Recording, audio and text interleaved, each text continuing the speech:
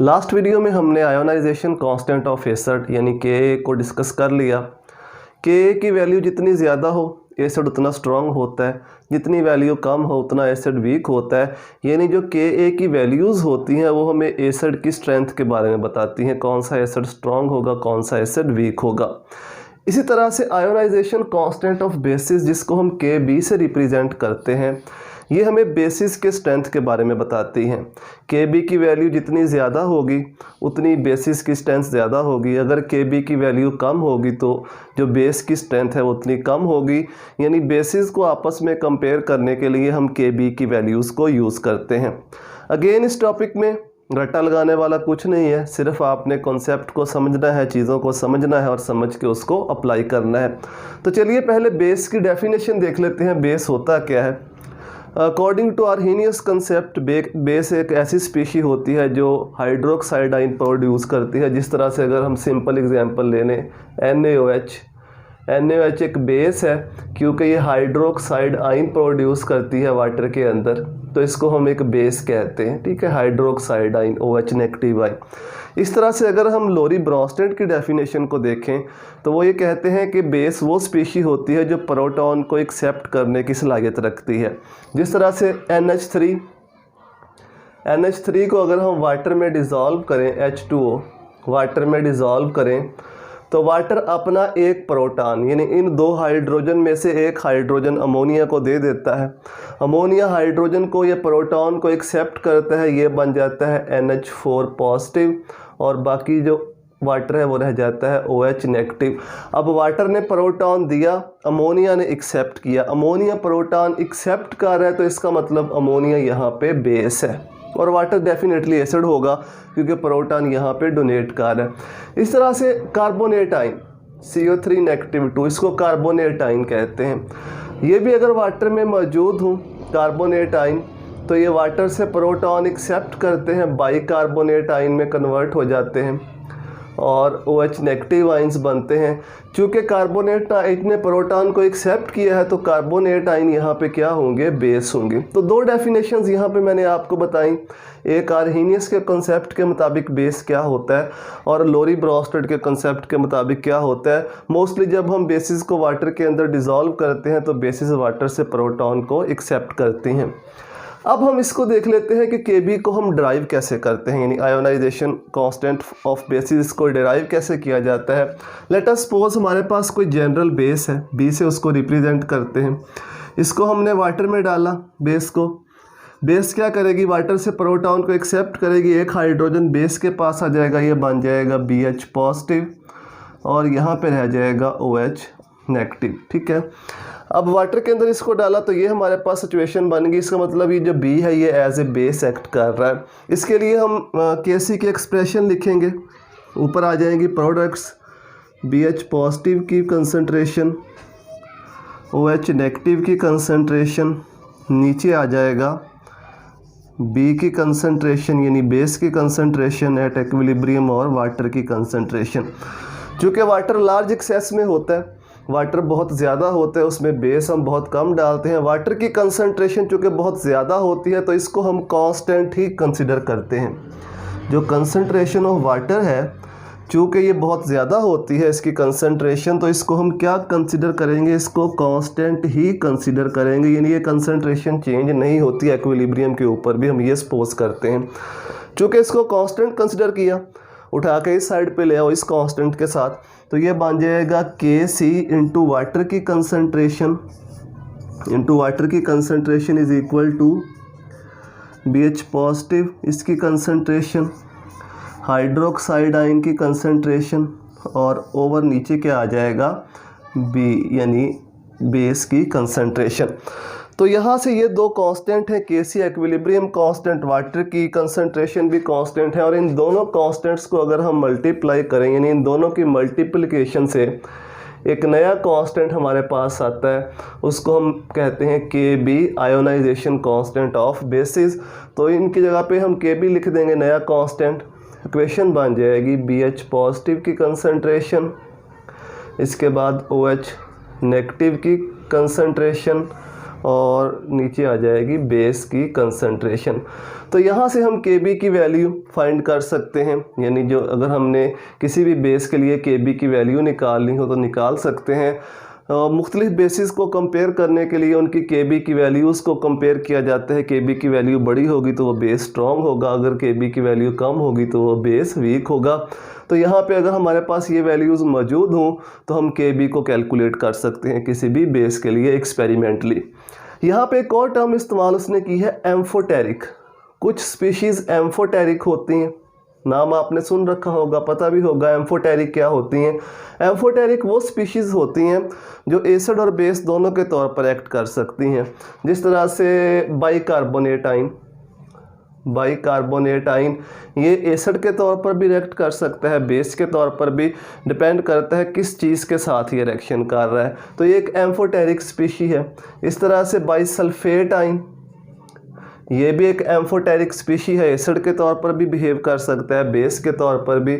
इस तरह वाटर ये भी एक एम्फोटेरिक स्पीशी है, एसिड के तौर पर भी रिएक्शन कर सकता है और बेस के तौर पर भी।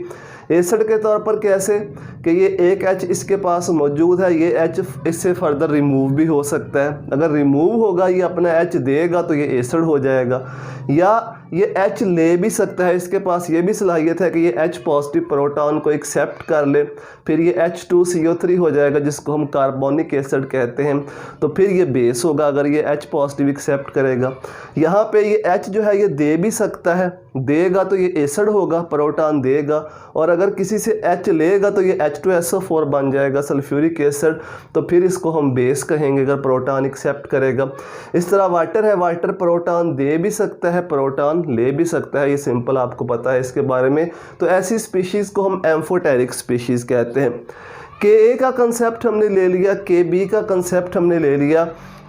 तो लास्ट वीडियो में जहाँ पे हमने Kw के बारे में पढ़ा था वहाँ पे मैंने आपको बताया था कि जो वैल्यूज़ होती हैं ये बहुत छोटी होती हैं। Ka की वैल्यू हम निकालेंगे बहुत छोटी आएगी, पावर नेगेटिव में आएगी। Kb की वैल्यू हम निकालेंगे बहुत छोटी आएगी, जो पावर होगी वो नेगेटिव में आएगी। इन वैल्यूज़ के साथ कैलकुलेशन करना मुश्किल होता है। तो वहाँ पे मैंने एक कॉन्सेप्ट आपको बताया था नेगेटिव लॉग वाला।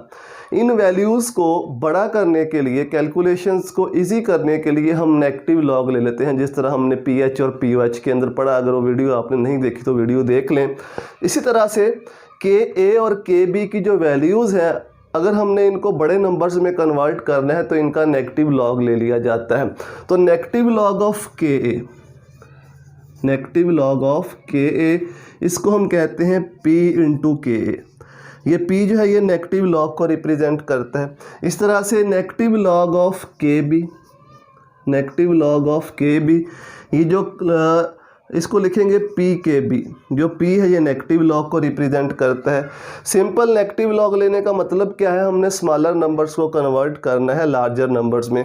सपोज किसी भी एसिड के लिए हमारे पास Ka की वैल्यू आती है 10⁻⁴। सपोज 10⁻⁴ है Ka की वैल्यू, हमने इसका नेगेटिव लॉग ले लिया। अब जब इसका नेगेटिव लॉग लेंगे, नेगेटिव लॉग ऑफ 10⁻⁴, अब लॉग का आपको रूल पता है, ये पावर शुरू में आ जाएगी, -4 नेगेटिव क्या हो जाएगा प्लस, और log 10 क्या होता है 1, तो कितना बन जाएगा 4। इसका मतलब है कि एक ऐसा एसिड जिसकी Ka की वैल्यू 10⁻⁴ है उसकी pKa की वैल्यू कितनी बन जाएगी 4 बन जाएगी। यानी लार्जर नंबर में हमने कन्वर्ट कर लिया ताकि कैलकुलेशन को ईजी बनाया जा सके। अब जो मोस्ट इम्पॉर्टेंट चीज़ है, अगर किसी भी एसिड के लिए Ka की वैल्यू लार्ज है तो उसके लिए pKa की वैल्यू जो होगी वो स्मॉल होगी। याद रखना है, इसको बहुत इम्पोर्टेंट है। यानी जो pKa होता है ये इन्वर्सली प्रोपोर्शनल होता है Ka की वैल्यू के। अगर Ka की वैल्यू बड़ी है तो pKa की वैल्यू छोटी होगी। इस तरह से pKb इन्वर्सली प्रोपोर्शनल होता है Kb के। या इसको ऐसे कह लो, Ka की वैल्यू अगर बड़ी है तो pKb की वैल्यू उतनी छोटी आएगी। Ka की वैल्यू अगर बड़ी है तो pKa की वैल्यू उतनी छोटी आएगी, और अगर Kb की वैल्यू बड़ी है तो pKb की वैल्यू उतनी छोटी आएगी। मतलब ये हुआ कि जो स्ट्रॉन्ग एसिड्स होते हैं उनकी Ka की वैल्यू बड़ी होती है लेकिन pKa की वैल्यू उनकी छोटी आती है। इस तरह से जो स्ट्रॉन्ग बेसिस होती हैं उनकी Kb की वैल्यू तो बड़ी होती है लेकिन pKb की जो वैल्यू है उनकी छोटी होती है। एक एग्जांपल से आपको समझाता हूँ फिर अच्छी समझ आएगी। सपोज कोई से भी दो एसिड है, सपोज A के लिए Ka की वैल्यू है 10⁻⁻1 और A के लिए Ka की वैल्यू है 10⁻⁻3 सपोज। अब कौन सी वैल्यू बड़ी है? 10⁻⁻1 बड़ा होता है या 10⁻⁻3? माइनस में पावर जितनी छोटी होगी वैल्यू उतनी बड़ी होगी। तो इसका मतलब है कि ये वाला एसिड जो है ये स्ट्रॉन्ग है, ये वाला एसिड जो है ये स्ट्रॉन्ग है जिसकी Ka की वैल्यू 10⁻⁻1 है और ये वाला एसिड इसके मुकाबले में वीक है। ये वाला एसिड इसके मुकाबले में वीक है क्योंकि इसकी Ka की वैल्यू कितनी है 10⁻⁻3। चलो और आसान कर देते हैं इसको अगर ऐसे समझ नहीं आ रही। 10⁻⁻1 का मतलब है 1/10। ये पावर नीचे आकर प्लस हो जाएगी, ऐसे ही होगा, पावर नीचे आएगी तो प्लस हो जाएगी। इसका मतलब है 1/10⁻³ है तो पावर क्या हो जाएगी +3। अगर हम इसको मल्टीप्लाई करें 10 को 3 टाइम तो ये बन जाएगा 1000। ये बनता है 1/10, ये बनता है 1/1000। तो ये वाला आंसर जो है ये वैल्यू बड़ी है अगर इसको आप डिवाइड करोगे और इसको अगर डिवाइड करोगे तो ये वैल्यू छोटी आएगी। क्योंकि ये बड़ी वैल्यू है तो ये वाला एसिड स्ट्रॉन्ग होगा और ये छोटी वैल्यू है तो ये वाला एसिड जो होगा ये वीक होगा। इसका मतलब है कि नेगेटिव के अंदर पावर जितनी छोटी होती है उतनी ही वो वैल्यू बड़ी होती है। तो ये वाला एसिड स्ट्रॉन्ग है और ये वाला एसिड जो है ये वीक है। अब हम इनका pKa ले लेते हैं, यानी नेगेटिव लॉग ले लेते हैं। जब इसका नेगेटिव लॉग लेंगे, नेगेटिव लॉग ऑफ 10⁻⁻1 और नेगेटिव लॉग ऑफ 10⁻⁻3, तो ये नेगेटिव नेगेटिव प्लस 1 × log10 हो जाएगा। ये नेगेटिव नेगेटिव प्लस 3 × log10 हो जाएगा। ये आ जाएगा 1 और ये आ जाएगा 3।